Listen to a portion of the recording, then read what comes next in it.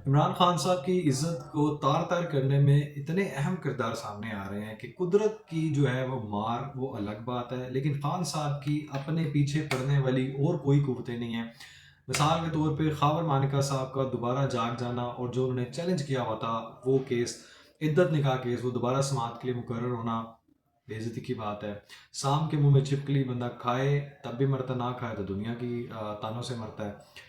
अब बात ये है कि इमरान खान साहब को कितनी चीज़ों ने घेरा हुआ है कि वो हर तरफ से जो है वो एक डज़, हर तरफ से एक बेइज्जती।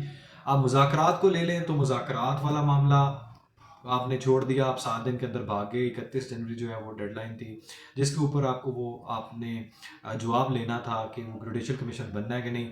अब आपको जहाँ से मदद आनी थी, वहाँ से भी मदद नहीं आई। आपको ट्रंप की हामी होने का जो है वो बड़ा एक सबब समर मिलना था, वो आपको मायूसी हुई। बैकडोर मुज़ाकरात के लिए आपने जो मुबैना तौर पे, ये मैं जितनी बात आपको बता रहा हूँ, जितनी रिपोर्टेड बात हुई है या अपनी अंडरस्टैंडिंग के मुताबिक, हर तरफ से, जैसे आप 9 मई के मुकदमात को ले लें, सिविलियन का ट्रायल ले लें, अब मायूसी हुई। खबर मानिका वाला केस दोबारा मुकर्रर हुआ, अब आपका क्या होगा वो भी आपको मालूम है। 190 मिलियन पाउंड केस पे उस पर एतराज़ात हैं। तोशा खाना 2 केस पे उस पर आपको मायूसी एतराज़ात हैं। सिविलियन ट्रायल वाले, आपका ट्रायल होना है, मिलिट्री ट्रायल होना है नहीं होना ये अल्लाह जानता है, फैसला होगा उस पर भी आपके लिए एक वो बेइज्जती वाला, गजब बेइज्जती है वो वाला मामला बना पड़ा है।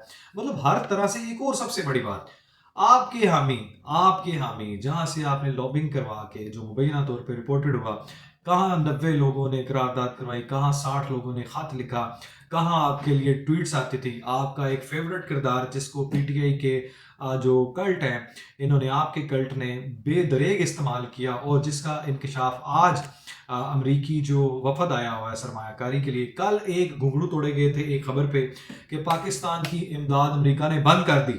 अच्छा, खबर ये नहीं थी, खबर ये थी कि दूसरे दीगर ममालिक की तरह पाकिस्तान की इमदाद भी बंद, जिससे दूसरे मुख्तलिफ प्रोग्राम जो हैं वो मुतासर होंगे। अब ये एक पॉलिसी है जो ट्रंप ने आते ही एक वजह की और उसके ऊपर इम्प्लीमेंट किया।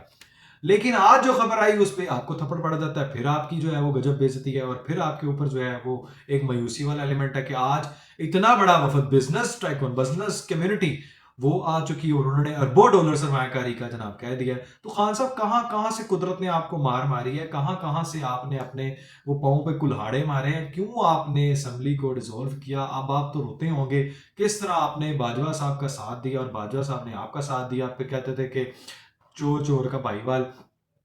तो आपका जो इद्दत वाला केस है ये भी आपके ऊपर मंडला रहा है, 190 मिलियन पाउंड का वो भी केस मंडला रहा है। सिविलियन जो आपका मिलिट्री ट्रायल हो सकता है वो भी आपके ऊपर मंडला रहा है।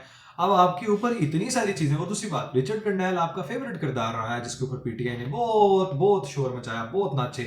अब उनको जो कोर्ट कर रहे थे, आज एक बिजनेस जो कम्युनिटी के वफद को सरबराह जो थे, वो आज कह रहे थे कि जनाब मुझे रिचर्ड कर्नैल ने खुद बताया कि किस तरह उनको एआई जो है उस तरह बेवकूफ़ बनाया गया और वो प्रॉपर उनको प्रेजेंटेशन दी गई जिसके वो हसार में आ गए और वो कन्विंस्ड हो के, और वो एआई से बनाई गई जो है वो एक इमेज, फेक चीज़ें बना के दिखा के उनको कन्विंस किया गया और जिससे वो अपील्ड हुए और उन्होंने ये चीज़ें की।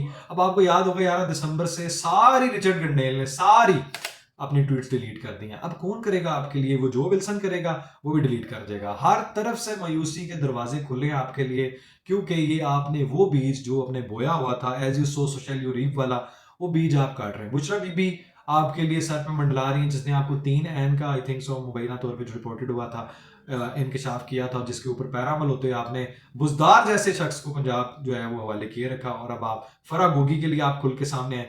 अब खबर तो यही है कि शायद शायद केपीके से कोई बड़ा इस्तीफा आ जाए, और जो कि अभी रिपोर्टेड हुई है, एक खबर सुनने में आई है कि जराया का कहना है कि जनाब खान साहब से गंडापुर साहब की मुलाकात हुई।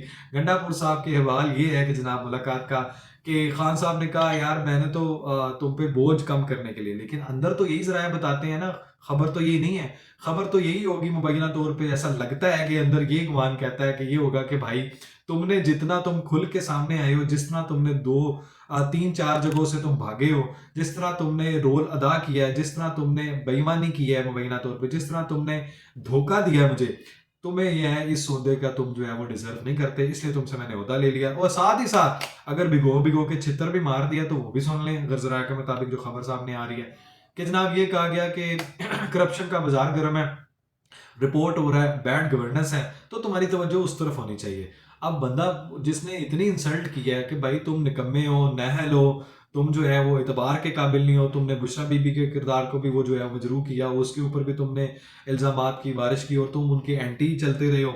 जो उनका ग्रुप है उन्होंने बहुत सी शिकायत की कि किस तरह गंडापुर साहब ने जो है वो एनर्जी लगाई है अपनी सारी बैड गवर्नेंस में और मुबैना तौर पे करप्शन में। अब ये तो वही चीज़ें जो सुनने में आई हैं, मैंने अपनी आंखों से तो नहीं देखी हैं, लेकिन खैर अगर तो स्टोरी यही है तो खान साहब ने इतना गुस्सा किया, इतना गुस्सा कर दिया कि वो गंडापुर साहब ने मुबैना तौर पे अपना रिजाइन खान साहब के मुंह पे मार दिया। खान साहब ये भी आपकी तौहीन है, आप किसी के तो है जनाब वो यस बॉस के अलावा कोई बर्दाश्त नहीं करते।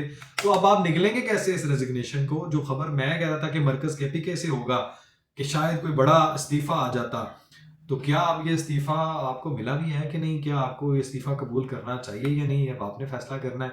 और ये जो मुज़ाकरात वाला आपने जो दौड़े हैं आप, भागे हैं आप, जो भगोड़े हुए हैं, और जो आपने फैसला किया है कि जनाब हमने सड़कों पर रहना है, जो आपने 2014 में और 11 में आपने जो लॉन्च किया पाकिस्तान में एक नया कल्चर मुतारिफ करवाया कि जनाब नाच गाना होगा, कंजर खाना होगा, मुबैना तौर पे जो नजर आता है जो सारी दुनिया के सामने कल्चर जो आपने मुतारिफ करवाया था, धरनों का, एहतजाज का, और जनाब वो पूरा मामलात को ख़राब करने का, और हर जगह पे जनाब आपने ब्लैकमेल करने का, वो हर तरह से किसी भी मुतालबे को नहीं मानना, आपने सिविल नाफरमानी करके देख ली, आपने हर बिजली के बिल जलाए, लेकिन अपना जो है वो बिजली का बिल पे कर दिया कि कहीं वो ना ख़राब हो जाए।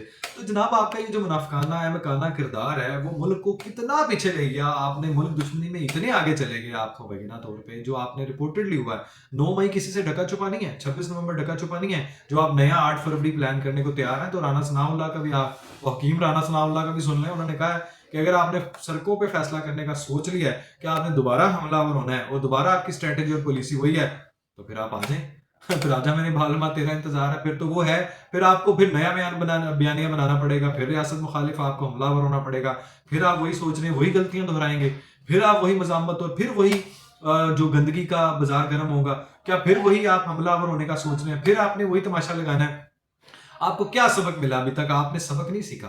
आप एक अच्छे सियासतदान नहीं है, आपने सबक नहीं सीखा कि आप किस तरह एतबार तोड़ते रहे, किस तरह आप ट्वीटें करते हैं, किस तरह आप जनाब जनरल याहिया खान का जिक्र करते हैं, किस तरह आप मार्शल लॉ का जिक्र करते हैं, किस तरह आप अनडिक्लेयर्ड मार्शल लॉ की बात करते हैं, किस तरह आप इकोनॉमी पे हमलावर होते हैं, किस तरह आपकी वजह से मुल्क का नाम मस्क हुआ, इमेज मस्क हुआ, किस तरह आपके साथ मुबैना तौर पर जो मिले हुए, जिनके साथ जजेस का नाम जोड़ा जाता है, वो भी आप सुन लें। अब आप खबर देखें कि सिविलियन के ट्रायल की जो बात हो रही थी और उस केस में ख्वाजा हारिस ने जो दलाइल दे रहे थे, अब जजेस अगर इतना मतलब अगर एक आम सैनिक को ये पता चले कि जुडिशरी में इस तरह खुलेआम एक दूसरे के ऊपर बयानबाजी हो रही है, और अगर 2 रुकनी बेंच जो है वो 8 बंदों के फैसले को गलत करार दे दे और अपने चीफ जस्टिस को ये कह दे कि जनाब वो आईनी कमेटी, तो चीफ जस्टिस ही हुआ ना, आईनी कमेटी को अगर तौहीन अदालत लगती है, या अगर आप जजेस कमेटी पे तौहीन अदालत लगाते तो चीफ जस्टिस तो शामिल है, आईनी बेंच का सरबराह भी इसमें शामिल है।